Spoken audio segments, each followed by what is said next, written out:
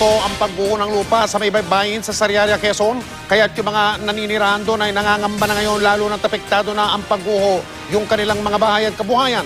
Mula sa Sariaya, lalawigan ng Quezon, nakatutok. Live po ito, si Jay Sabalde. Jay. Mike, nangangamba na nga ang mga residenteng nakatira sa baybayin ng Barangay Kiling at Tala dito sa Sariaya, Quezon dahil sa patuloy na pagguho o pagkain ng dagat sa lupa. Nasira na ang mga bakawan. Nakalabas na ang ugat ng mga puno na nakatayo sa baybayin at maari nang mabunot. Ang mga bahay nakatagilid na at nangangambang mahulog. May 1 metro hanggang 5 talampakan kasi ang taas ng pagguho ng lupa. Aabot na daw sa mahigit 2 kilometro ng shoreline ang apektado.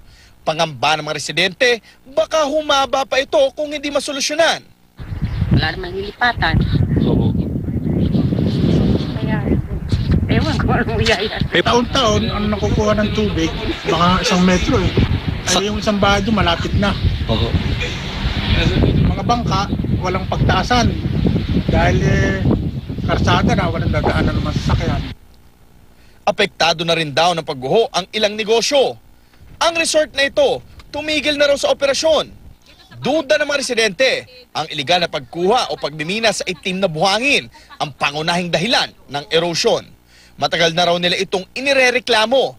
Sa Barangay Kiling, sing taas na ng tao ang pagguho. Po ay nananawagan sa ating pamahalaan ng kumarin baka po kami magkakaroon ng solusyon. Ito po napalaki problema namin po dito sa tabing dagat, lalo higit po pag lumalaki po ang alon at bumabagyo.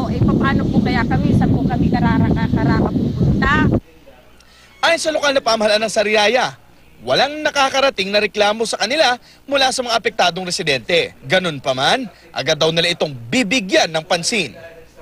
Kung halimbawa naman na talagang mangailangan ng immediate na action para dito, ay huwag kayong mangamba na ito ay ating agad na aaksyonan. Nakausap na nga namin ang designated membro head ng munisipyo at kinumpirma niya na bukas ay magtutungo sila sa mga lugar na nasabi at titignan nila kung ano ang problema upang magawa nila ito ng karapatang aksyon. Mike? Jay, ganyan ba ang panahon dyan? Tulad ngayon, muulan? Ganyan ba panahon dyan buong araw? Talaga magkakaroon nga ng mga pagguho dyan, Jay? Ang pagguho daw naman ay dahil sa dagat pero ngayon talaga umuulan lang, Mike. Okay, kanina pa ba buong araw ba ganyan ang panahon dyan sa Sariaya?